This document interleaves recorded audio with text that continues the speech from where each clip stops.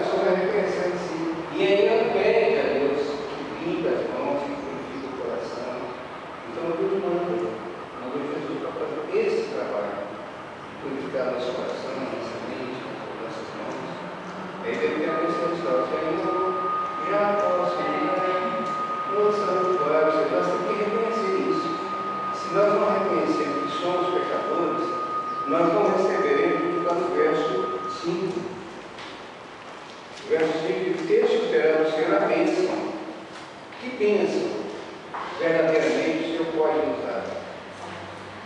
A salvação, né? E a justiça do Deus da sua salvação.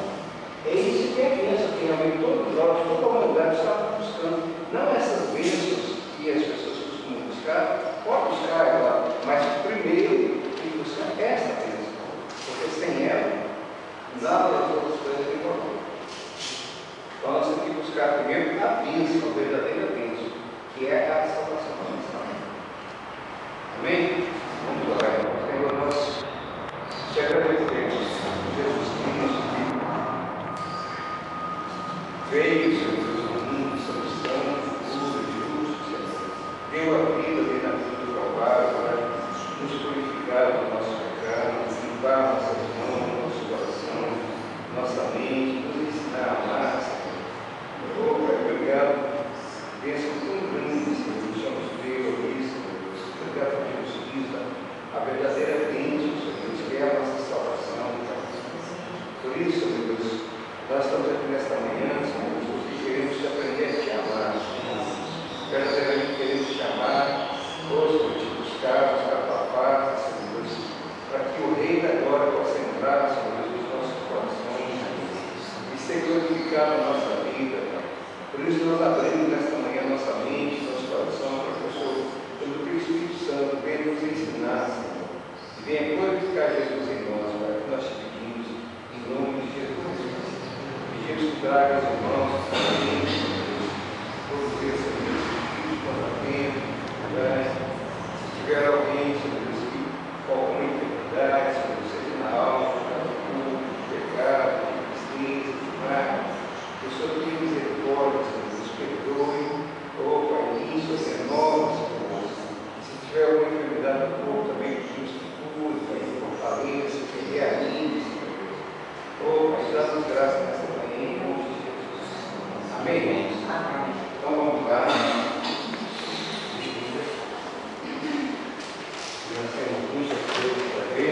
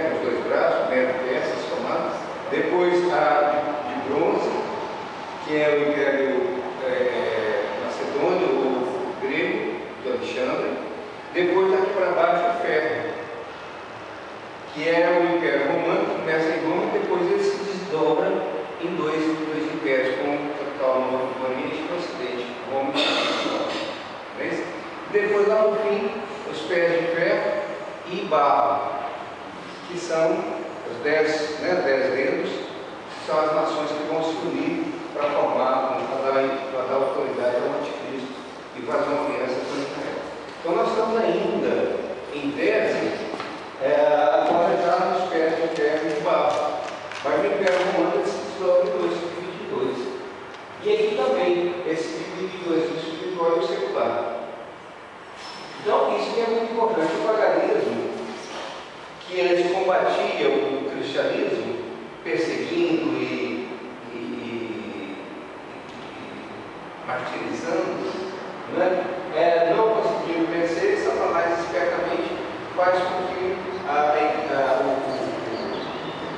político se una ao religioso. Se una ao religioso, dá todas as diferenças, bênçãos materiais para os religiosos, para a igreja, e com isso entra todo tipo de gente. Já não mais pela fé, mas agora por interesses.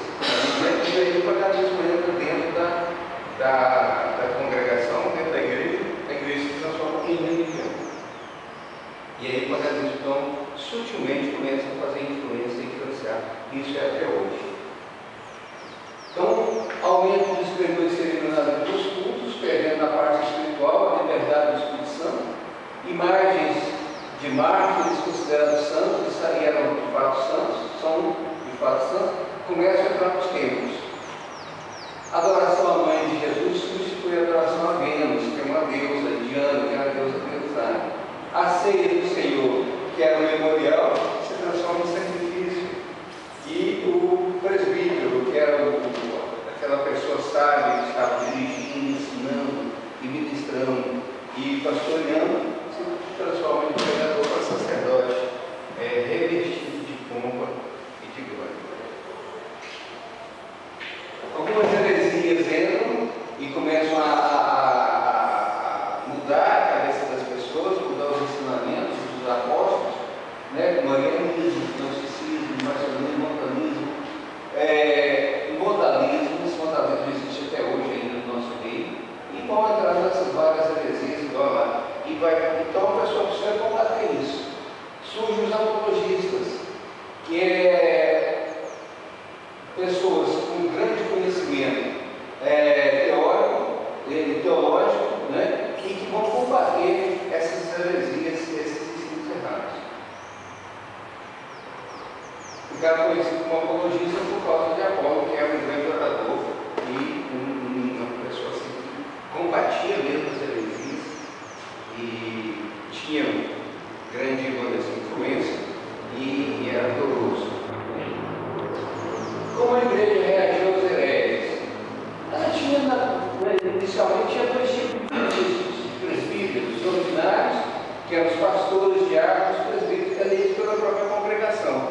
Vamos supor que entre nós aqui, nós nos reunimos aqui e escolhêssemos um que fosse nos conduzidos, nos ensinando. E os extraordinários, que eram aqueles apóstolos, profetas e mestres que eram os enviados. Eles iam de local em local, levando o Evangelho, pregando o Evangelho, ensinando, abrindo congregações, e depois que por certo tempo estavam lá, que aqui já estavam consolidados, eles iam para outro local. Né? Mas aí, com o surgimento das heresias, a igreja precisa reagir. Então, além dos apologistas, ela teve que reagir, fazendo um desenvolvimento hierárquico. Ou seja, vamos reunir aqui, vamos unir aqui e vamos todos colocar debaixo da sua direção. Então, formaram também um conjunto que ele chama de cânon, e que hoje nós não chamamos mais por esse nome, chamamos de Bíblia Sagrada. Formaram um conjunto reunido para definir quais eram os livros inspirados pelo Espírito Santo. Então, entre centenas e centenas de livros, ou cartas, ou documentos escritos a respeito do que era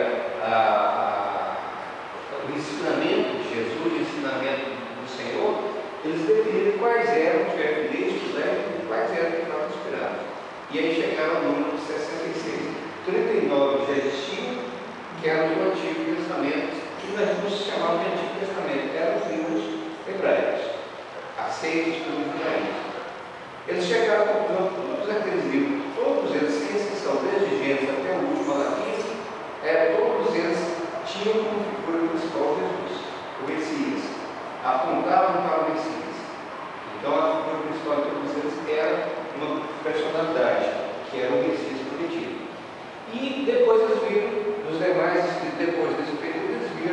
quais eram os que realmente ensinaram a doutrina da graça. E aí chegaram ao número de 27. Então, 39 do Antigo Testamento, mais 27 do Novo Testamento. Compõe o arquivo sagrado 66. Criaram um credo, um símbolo, que é chamado símbolo apostólico, que era uma forma de que todos aqueles que confessassem Jesus tivessem bem vivos, em poucas palavras, qual era realmente a essência externa da doutrina cristã. É isso? Então, criou-se essa hierarquia, como comando centralizado, surgiu a figura do bispo monárquico, que centralizava a comunidade. Então, em cada local importante, havia um bispo. Havia um bispo. O bispo era a figura do presidente, aquela que tinha a palavra final. Era o presidente. Não significava necessariamente que era o pastor, porque o pastor é aquele que pastoreia, que chega e consola, que ensina, que preocupa, que vai, sabe, que se desgasta, né? Para poder consolar, para ajudar, para fortalecer, para reanimar, para reconduzir de volta. Esse é o pastor. O bispo é diferente. O bispo é aquele que tem um comando de funcionamento, de liderança e de funcionamento. Então, ele está atento a toda a comunidade. O pastor está atento a cada uma das igrejas, né? Aqui na igreja, por exemplo, o pastor Cláudio não é propriamente um pastor. Ele é mais um bispo, a pessoa dele é mais um bispo do que o pastor. Pastor, nós temos o pastor Paulo, é o pastor do coração. Pastor Zé Marcos, pastor Marcos, são pastores de coração. O pastor Paulo, embora seja assim, uma pessoa assim, que ama de fato cada um, mas ele tem uma preocupação maior com a congregação como um todo. Ele é administrador de igreja, não tem mais. Bom? Ele era administrador de igreja. Ele era empresário. Chegou para a igreja e o amor de ele é mais um apóstolo, no sentido de que é evangelista, que vai, que prega, que está disposto a ir para qualquer lugar onde for necessário, onde chamar. Ele é aquele que joga a semente, os outros vêm. Exatamente, os outros vêm comigo cuidando, né? Então é nesse sentido.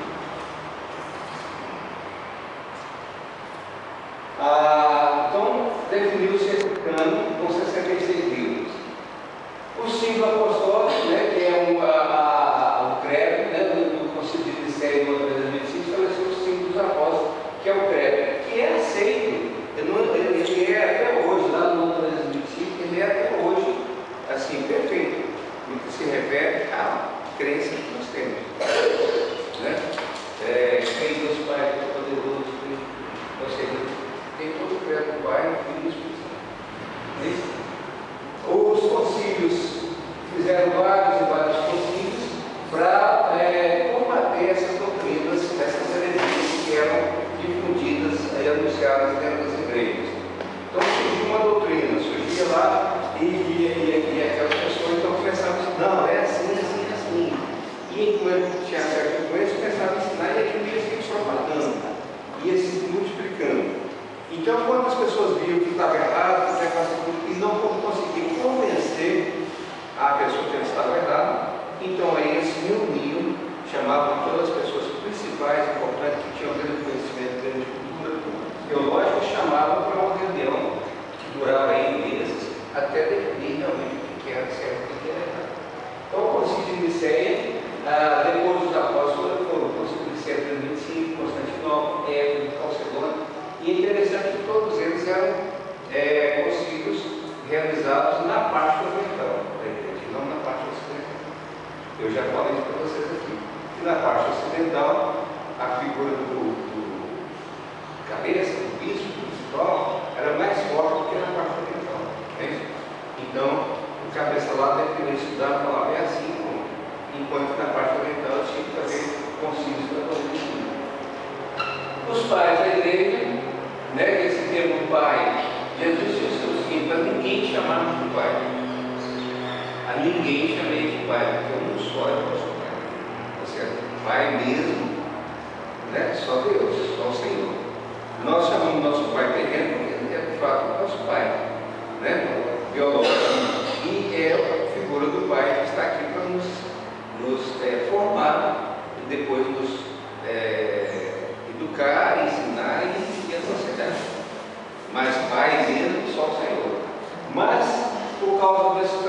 justamente por causa desse cuidado que essas pessoas tinham com a congregação, esse zelo que eles tinham pela congregação, esse amor que eles tinham pela congregação, uma forma, uma figura de pai mesmo. Então eles começaram a ser conhecidos como pais da igreja. Eram verdadeiros esse caráter paternal que eles tinham com a igreja. É isso? O Império Romano se divide, a igreja fica unida. Então o Império se divide em dois, Oriente e Ocidente, mas a igreja está unida. Okay? Duas capitais, em Roma e lá na Itália e lá na Turquia. Depois do cisma, divisão entre as igrejas latina e grega, a igreja do Ocidente e do Oriente. Né? A mesma coisa. Como Roma era a capital do Império do Ocidente e Constantinopla a capital do Império do Oriente, as igrejas que estavam nestas cidades também se tornaram mais importantes que as demais igrejas, do que de Alexandria, de Jerusalém, de Éfeso, de Antioquia. Então se tornaram mais importantes que as outras igrejas aí, e onde surgiram as lideranças. Então no Oriente o Império Romano continua existindo por mais de 1000 anos, depois que os bárbaros destruíram o Império Romano no Ocidente. Por isso os patriarcas das igrejas do Oriente, principalmente Constantinopla, não tiveram a força dos papas no Ocidente, Roma, e nem conseguiram centralizar o episcopado como fez Roma. Os patriarcas orientais muitas vezes travavam grandes combates doutrinários entre si. Não era só porque não tinha patriarca só em Constantinopla. Tinha em Antioquia, tinha em Jerusalém, tinha em Éfeso, tinha em vários locais. E cada um deles tinha sua influência na sua área de influência na mesa regional. Né? Mas eles não conseguiam chegar a um acordo aí com essa necessidade de fazer isso possível. E o imperador era forte em Constantinopla, no Império do Oriente, enquanto que no Ocidente, em Roma, o imperador era mais uma figura política do que realmente militar. Roma, o Papa, por sua vez, que era forte no Ocidente, apoiava ora uma igreja, ora outra, ficava nesse jogo de interesse, para não deixar que nenhuma delas se fortalecesse. Os cristãos não ortodoxos, ou seja, os cristãos da igreja do Ocidente, que eram favoráveis a Roma, eram perseguidos pela igreja de Constantinopla. E esses cristãos então começaram a apoiar os exércitos árabes, que nós vimos que surgiram quando surgiu o islamismo. O libertador surgiu de Constantinopla da intolerância religiosa dos ortodoxos. E até hoje a igreja católica se divide entre católica apostólica romana e igreja cristã ortodoxa. Eu disse para vocês que uma se revoga o direito de ser chamada de ortodoxa, não, eu também sou ortodoxo. E a outra fala, eu também sou católico. Você ambos querem ser católico ou ortodoxo. E o líder de uma parte e do outro é patriarca. Esse cisma, então, havia disputas da evangelização. Ou seja, eles queriam evangelizar os meus locais. Vocês veem isso aqui? Né? Você que é cristão, que é católico, você que é batista, você que vem aqui na Monteiro, uma campanha do sábado que vem com o apóstolo, o tal, que vai vir e vai ungir as rosas para que a sua casa seja perfumada, se tenha um bom perfume. E você que é espírita, você que é católico, você que é batista, você que é presbiteriano, você que vem.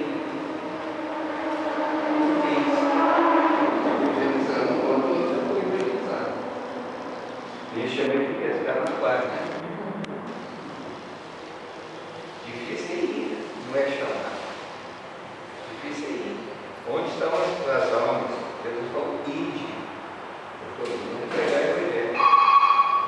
Deus não falou, chama e prega o evangelho. Tá bom? É isso que difícil é ir, não é ficar chamando. Né? Então, eles apenas estudavam essa evangelização das nações. Já tinha congregação. A gente vê muito isso nos bairros, nos bairros que a gente foi em Belo Horizonte, a gente vai ver no meio do quarteirão 2, 3 igrejas, só vira rua tem outra, vira lá tem outra. No mesmo quarteirão, às vezes na mesma rua. Tem, Essa mesma denominação. às vezes de frente uma para a outra, mas você disputas. Ao invés de apoiar aquela que vai falar, vamos apoiar essa aqui, né? Mas então havia problemas políticos, religiosos, culturais que levaram ao seguinte. Em 1054, o Papa se comunicou ao patriarca, e o patriarca se comunicou ao Papa. Você vê como era as coisas. Não, você não tem nada com Cristo. Você não tem nada, você também não tem nada com Cristo. Isso comum também, cara. Aí nasce, vendo o Maomé, vendo essas coisas, o judaísmo, o cristianismo, vendo essas coisas todas erradas, né? Então nasce o Corão, nasce o Islamismo. Conforme diz o Corão, quando Maomé tinha por volta de 40 anos de idade, é mais ou menos a mesma idade que tinha Moisés. Moisés tinha 40 anos de idade quando ele teve que fugir do Egito e ir para o deserto. Ficou 40 anos também no deserto. Então, quando ele tinha 80 anos de idade, ele voltou para o Egito para libertar o povo. E aí, depois de mais 40 anos de idade, ele viveu mais 40 anos liderando o povo. Então, 3 ciclos de 40. Maomé tinha por volta de 40 anos também, quando ele passou dessas visões. Ele dizia que o anjo Gabriel falava com ele e trazia as revelações para ele. Não é isso? Então, foi chamado por Deus Alá em árabe para ser profeta de Alá. Levar a sua palavra para ser o monoteísmo na Península Arábica, que era uma península cheia também de deuses, de religiões. É isso? Alá significa Deus? Deus em árabe. Pelos ritos de Maomé, Deus tinha mandado vários profetas ao mundo, entre eles Abraão, Moisés e Jesus. E Maomé seria o último deles, o maior deles. No entanto, ele não era um ser divino como se afirma que Jesus Cristo é. Para nós, no cristianismo, nós afirmamos categoricamente que Jesus é Deus, é o próprio Deus. Mas Maomé, ele não se revoga a esse tipo de Deus. Ele diz, não, eu sou profeta, eu sou o maior. Né? O maior de todos, mas só para. Então, surge a religião islamismo, né? Em que eles mandam, entre vários preceitos, pelo menos uma vez na vida, todo muçulmano deve ir em Meca para fazer a peregrinação da Kaaba, onde está aquela pedra preta, que é uma pedrinha pequena, né? Lá dentro daquele popular. E que 3 vezes ao dia eles devem orar, né? Eles devem orar a Alá voltado para Meca. Todo muçulmano no mundo inteiro, 3 vezes ao dia tem que parar tudo que está fazendo, se voltar para Meca. É próprio coisa. Meca é uma cidade na Arábia Saudita.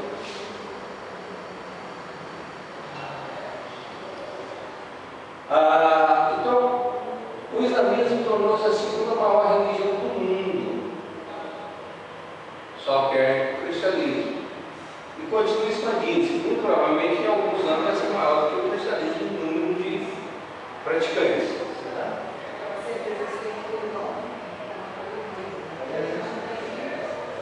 O islamismo, os árabes, eles não têm controle de natalidade como tem os ocidentais. Né?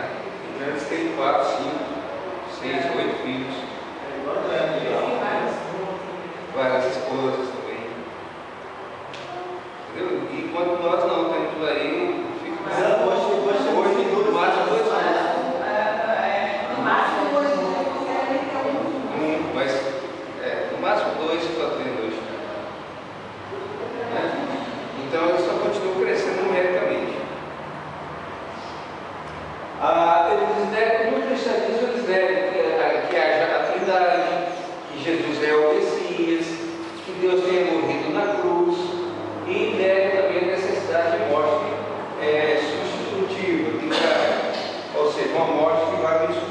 lá na cruz do Calvário. Então isso para eles não existe. Basta que eles sigam aqueles preceitos do islamismo, aquela série de preceitos que estão lá no Corão, que eles são salvos, morrer como por paraíso. E se morrer em batalha, por causa da religião, em batalha santa, jihad, se morrer em guerra santa, esse, além disso, ainda tem um prêmio também, né? Tem 70 virgens. 70 virgens. Se morrer em batalha. Guerra Santa. Oi? Para eles ainda há. Também. Para eles é lucro morrer. Eles acham que vão chegar no céu para ter 70 virgens para eles. Mas é conhecido. Loucura. Porque a região de Meca era uma região de caravanas. Elas vinham do Oriente para o Ocidente e voltavam do Ocidente para o Oriente. Então passavam por aqui caravanas e mais caravanas, caravanas e mais caravanas. Então tinha muito judeu, tinha muito cristão, tinha muito gente. E aí ele conhecia o cristianismo, conhecia o judaísmo. Os sucessores de Maomé, chamados califas, eram líderes políticos religiosos. E com a Arábia Saudita já unificada, levaram o Islã a outros territórios. Então, todo mundo árabe era, e ainda tem muito disso, dividido em tribos, clãs, famílias, patriarcas dessas famílias, tem isso ainda hoje. Então, esses líderes, os patriarcas dessas famílias tinham suas influências, mas não tinha um governo, não tinha uma. Então, o Maomé era o único Arábia Saudita por isso. E, a partir daí, começou a levar essa mensagem do islamismo para outras tribos, para fora dessas fronteiras, e começar então a surgir nações verdadeiramente, com lideranças em fronteiras. Ok? E aí vamos começar a surgir. Aí vem também a divisão. Assim como no cristianismo veio divisão, veio cisma, também o islamismo tem divisão. Não é isso? Então, os sunitas, que além do Corão, seguiam os ensinamentos religiosos na Sunna, que são coletâneas de histórias piedosas de Maomé. São moderados, aceitavam como líder político pessoas eleitas pelos fiéis, como era a tradição das tribos do deserto. Então, vamos supor que o Chiquinho fosse o líder de uma tribo lá, uma pessoa influente num plano daquilo lá. Então, ele passava a ser não só o líder político, mas o líder religioso também. Então, passava a ser o califa, né? De toda aquela região, de toda aquela tribo que você. E aí, onde a gente vê esses ditadores que surgem com muita frequência naquela região. Começa a crescer em força e poder, em liderança, e começa a aglutinar outras tribos menores em torno dele, né? E de repente ele dá um golpe de Estado. Dá um golpe de Estado, toma o poder, e então se perpetua de pai para filho. Acontece com muita frequência naquela região. Esse nome sunita aí vem da Sunna? Isso eu acho que é a questão coletânea, entendi. Bom,